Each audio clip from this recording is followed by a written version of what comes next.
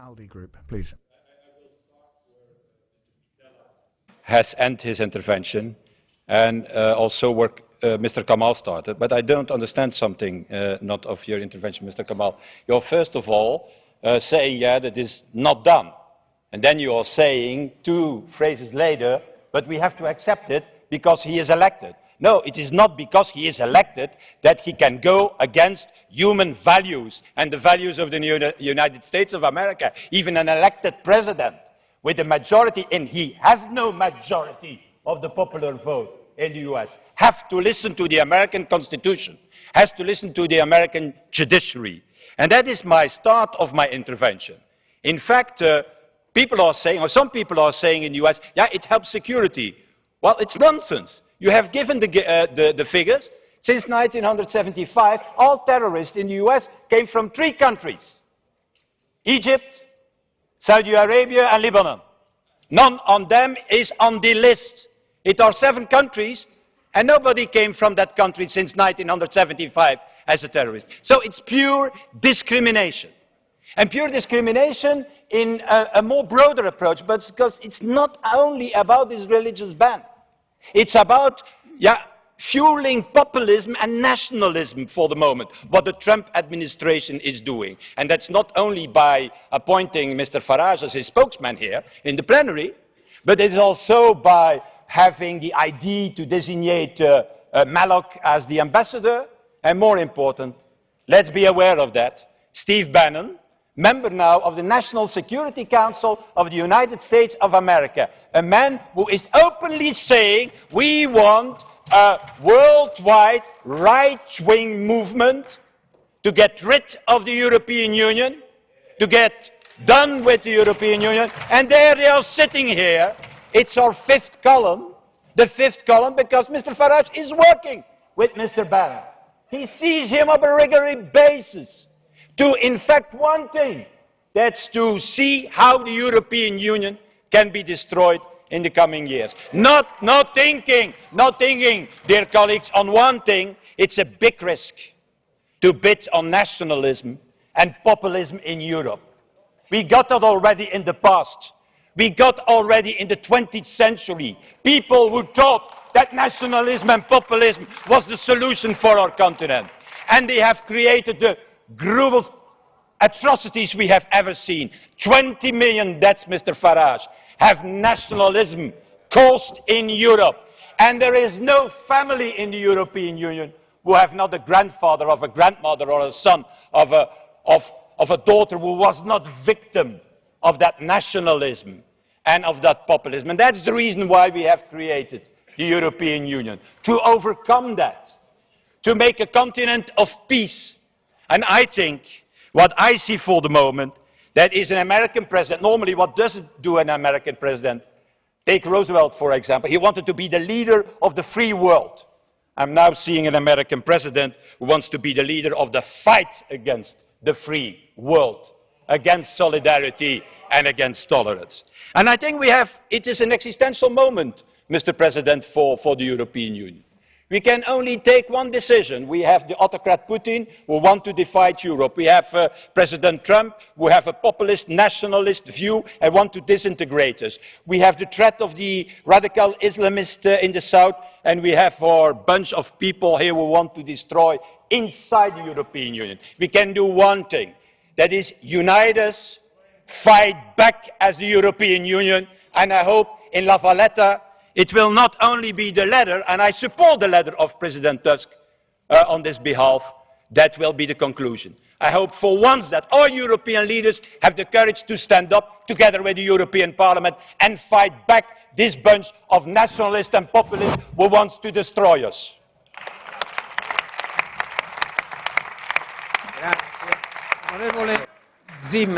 Thank you, Mrs. Zimmer. Thank you very much. Mr. Farage now, on behalf of the FDD Group. Thank you. Well, I can see that you're all very upset here this afternoon, and I've no doubt that the events in the USA over the last few weeks have been a very profound shock to you. Perhaps you're right. You see, what has happened here is somebody has stood on a manifesto for election, got into office, and within 1 week said that he will hold faith with his own electorate. It is called genuine democracy. Unlike the system we have in the European Union, where the unelected commissioners like Mogherini here have the sole right to propose legislation. So I'm sure that it's a great shock to you to see that a genuinely elected Democrat is doing what he was put in to do. And it must be, I would think today in Washington. Sorry. I can't hear you, mate. Di questo Parlamento e delle funzioni istituzionali. This Parliament has institutional functions, as does the Commission, out of institutional respect to the Commission, but also as a result of the Commissioner's President. We need to be polite, please. So, thank you. And out of institutional respect, President, to the truth, perhaps you will understand and agree with me that within the European form of lawmaking, it is the unelected Commission that have the sole right to propose legislation. If I'm wrong in saying that, you can throw me out of this Parliament right here, right now, this afternoon. Mr. Farage, I am just asking you to be a little bit more respectful, please. Thank you. You may continue. Oh, I'll be respectful, all right, and perhaps you will be too, for the right of the leader of a political party that won the European elections in the United Kingdom in 2014.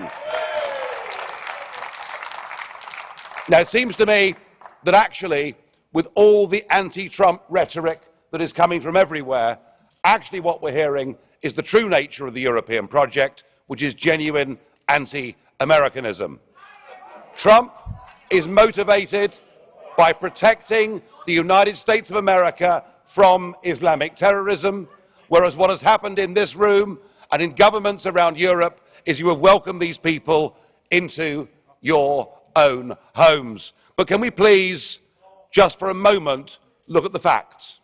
Amongst all the hyperbole and the hysteria, all that Donald Trump has done is taken 7 countries that were identified by President Obama as posing a risk to the USA. Obama already had put in place extreme vetting. What Trump has done is for 90 days to say, let's examine that vetting and see whether it's good enough. But I want to ask you, Mr. Verhofstadt, and all the others, with your faux outrage today, where were you when Obama in 2011 banned any Iraqi from going into the country for 6 months? Why do I hear no criticism in this chamber or from the Commission of Saudi Arabia, Kuwait, Bahrain and others who refuse to take a single, not one, refugee or displaced person from Syria? And how can it be that on Holocaust Day, last Friday, not a single one of you criticised the 16 countries in the world that ban Israeli Jews from even going to their country on holiday? What is this hypocrisy? So perhaps what we need to do, Mr. President, and through you to the members, perhaps what we need to do is to be a little bit more constructive. All of us here say we're Democrats. Well, here's a chance to prove it. Let us invite President Trump to come here to this European Parliament. I'm sure as Democrats you'd all agree that what we need to do is to have an open dialogue with the newly elected, most powerful man in the world. And if you throw that rejection back in my face, then you prove yourself to be the anti-democratic zealots that I always thought you were.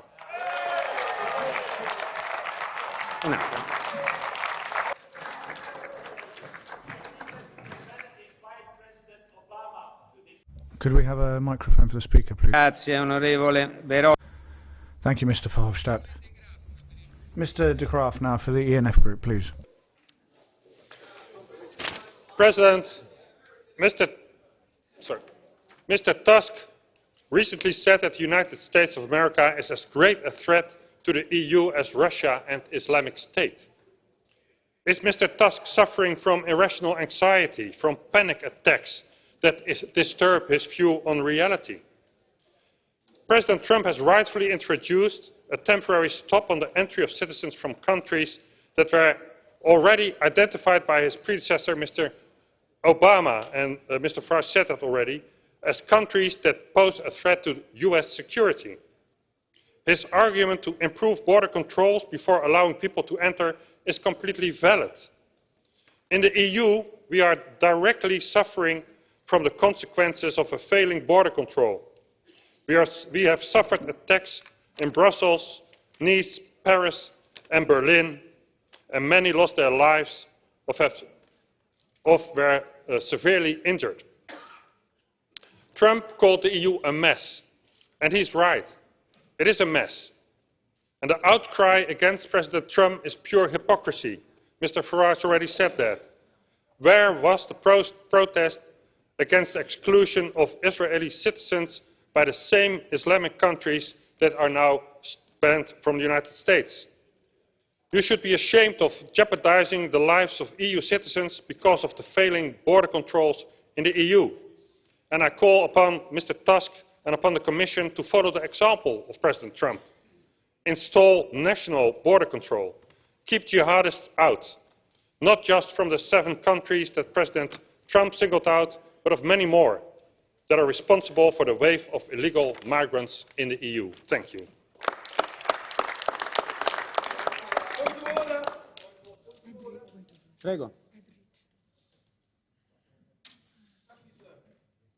Thank you.